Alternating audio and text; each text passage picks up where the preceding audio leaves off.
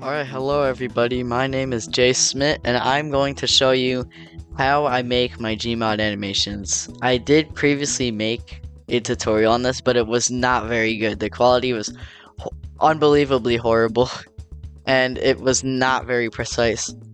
So let me start off with showing you what I prepared with. Usually I make a folder for my videos, as you can see up here.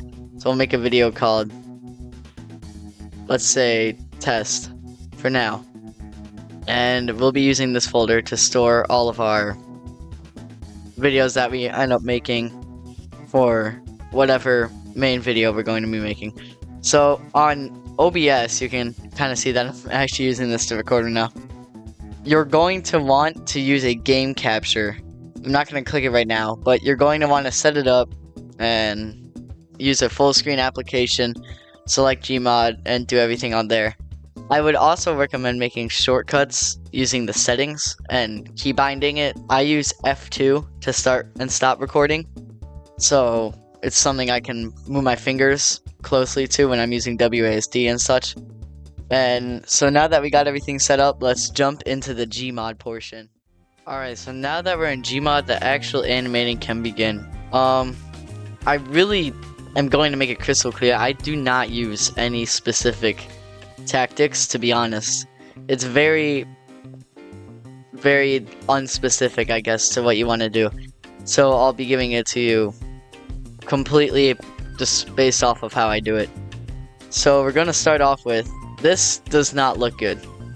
It's very, very bland. I mean, obviously it's just a T-pose. I usually use the stand pose if I'm having trouble getting characters to stand, which I do a lot. So let's go ahead and unfreeze some of the bones here. Mostly you can keep the lower bones unfrozen because most of the time they aren't really relevant to the pose or the shot wherever you're aiming your camera at. I'm not going to do anything big for the pose. Well, how about we just make them waving? Alright, yeah. That's extravagant. Awesome. Alright, so now we have the basic pose set up. I personally use just a fizz gun for outlining the base pose of his hands, his head, his torso, and maybe his legs if I need to. If you really need to, you can use Ragdoll Mover, which rigs the character for you if you turn on the IK chains. You don't really need that. Like, it's not a necessary thing, but so now we can get into actually detailing the character. So you're going to want to install Advanced Bone Tool. This works a lot better than Joint Tool. I know a lot of add-ons recommend it, but Joint Tool is it has its bugs. It's an older add-on. I feel like Advanced Bone Tool has been updated a lot. It's kept well and such. So you want to go ahead and left click on the character.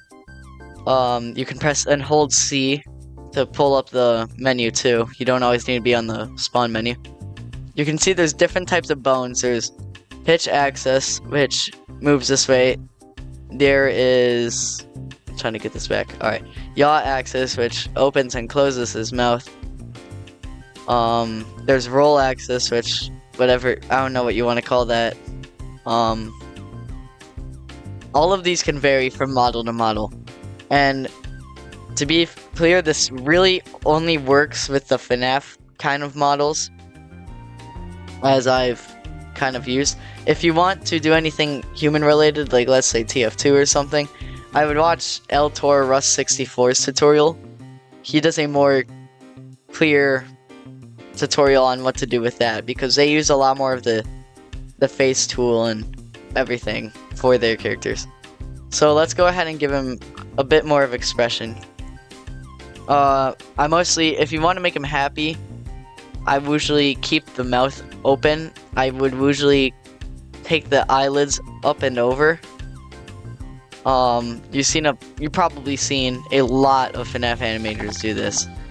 So this is a very dry pose. I'm not going to be going completely all out on the pose for now, but this is how we're going to set up our shot. So if you want to actually get a shot, we're going to use advanced camera or regular camera. We're going to bind it to a key. Let's say we want it. So the advanced camera, I should mention this before I do this. The advanced camera, the difference is you can kind of change the degree of the camera, the FOV and everything, compared to the normal camera, which is just the camera. So let's place down our advanced camera. How does that look? That looks very, very good, actually. I'm surprised I got that first try. So you can kind of see here, you can see myself in a shot. What you're gonna want to do, you can either install an invisible player model, or just keep yourself out of frame, which is usually what I do. So now, if we want the character to move, let's say we want him to look like he's talking. This isn't very fluid, I guess. I mean, mostly his head doing the work. So let's unfreeze some of the bones here. And now we get a more fluid, lifelike movement. I guess we can probably pose his fingers too. Okay, never mind. I forgot how bad I am at posing fingers. Alright, we'll just keep that the same. So now what you're going to want to do, you're going to want to go to drawing, or press C and hold, press drawing up at the top, turn off fizz gun beams, grab halo, freeze effects, unfreeze effects, and now you can see nothing comes up for the fizz gun. There's no beam or anything in your way that's going to stop you from making a good shot. So what you're going to want to do now, this is my technique, it's probably not the best, but for starters it's probably good. You're going to want to, assuming your shot has a single movement, you're going to just want to back up, out of frame, make sure you're out of frame. Let's say his head's going to be moving, so we're going to lay our mouse on his head. We're going to toggle the camera, and then press your start button for your recording on OBS, and then usually shake, I guess, kind of, or nod until you feel you've recorded enough movement. So I'm just moving my mouse up and down right now. That's almost what I do for all of my videos. Other than that, I'm pretty sure that's the meat and potatoes of the entire thing. We can go into specifics like different lights and things. I don't really use a lot of lamps. If anything, if you're trying to do a darker scene, just keep the brightness like low. So enough you can see the character, but not enough so that the lighting engine recognizes it as like pitch black or something. I think that's about it for animating, honestly. I mean, I guess you can run over eye posing, but that itself is very simple. You just drag the square around, you pose his eyes wherever. If you want to get out of that ring, you just go back to the fizz gun. If you want to know how to make my camera transitions, kind of, you can just go to the camera tool. You'll notice the camera becomes invisible. You hold right click, move your mouse forward to zoom in, backwards to zoom out, right tilts it, left tilts it, and you can kind of just hold control and go right or left, whatever way you want your kind of cinematic kind of looking shot to be. I think that is about it for our animation. Let me know if I miss anything, because I was kind of running through this very quickly. But yeah, so now we're going to move on to editing. Alright, now we are ready to edit our video. So, I don't know if this is the exact same for every single editing software. I personally use Microsoft Clipchamp. I've been using this since the start of me making videos in general. And this is more of a Clipchamp tutorial than anything, I guess. So, what you're going to want to do, if you have an intro, just drag that in first. You can play it out, watch it, how it goes. I personally like to give it a little bit of fade at the end because my intro music is very, very loud in itself. So it becomes a little more quieter. You can add in your intro, click and drag everything. This is very, very simple. I like to add a bit of fade in because it gives it a bit of like a cinematic feel, I guess. Shorten, lengthen any way you want. It is kind of a tricky kind of mouse position. You can shorten, lengthen it however long you need it to be. I'll just keep it at the regular length right now, but that's how it's gonna be. So what's kind of good luck for me is that I get to edit this video while showing you this tutorial. So we can click and drag all of your, let's say, files into here. I usually like to lay out everything, like all of the videos that go up until you need voices. Once you get to a video that you need voice, pull up Audacity, such as, or any voice recording software, record it there, and finish that up, import it in, and then throw it in before moving on to the next clip. So let's see how it goes. We're looking pretty good so far. If you are to see any errors, you can snip. Say, cut this in half by pressing the little scissors right here, and the clip will split in half. You can cut whatever you want, delete it.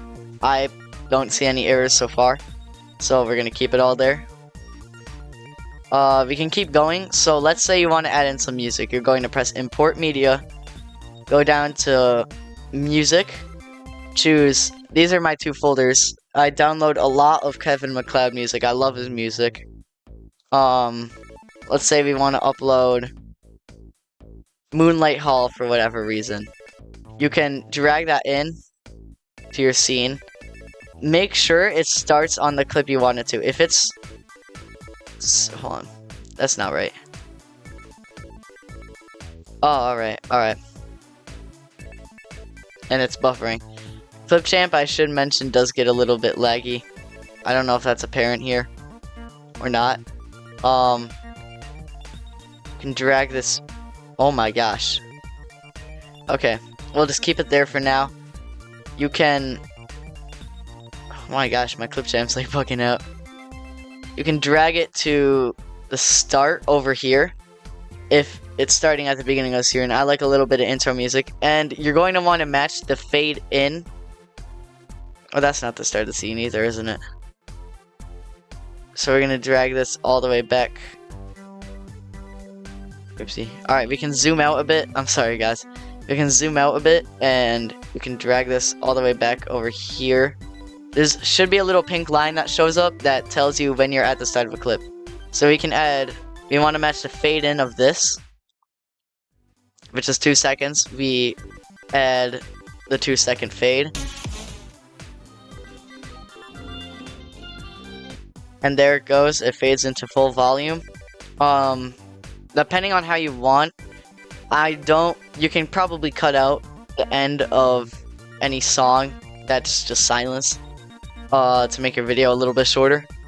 I really don't have any substitutes for how I stretch out my music. I would recommend, though, is giving it like the end of the song. If it finishes before your video, you can give it a little bit of a fade out and then add in the same song again and give it a fade in.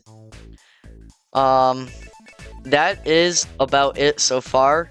For outros, however, outros are kind of different. You only add in the outro template, I guess, before you actually add the end screens. The end screens is something you have to do on YouTube, which I'll probably make a later tutorial on, but it is very, very simple. And it's basically like using Clipchamp. You just drag in a few things and then you're done. And I think that's about all I have to go over. There are certain effects for videos, filters and such. You don't really need premium. That's not really, I don't even really use it. You can just mostly keep everything the same. I'm not saying you're gonna have to use everything. However, let's say you want a title right here at the first clip. you go over to the text, you add in a text. Let's say start it here. And I started doing this more recently actually. I kind of drag it a little bit into the first clip. Let's just name it tutorial, and we'll give it a fade in. Actually, we can probably, so it doesn't have to fade in directly when your video starts, but we'll give it a fade in and a little bit of fade out so it does look cool. So let's go over to the beginning of the video and watch that.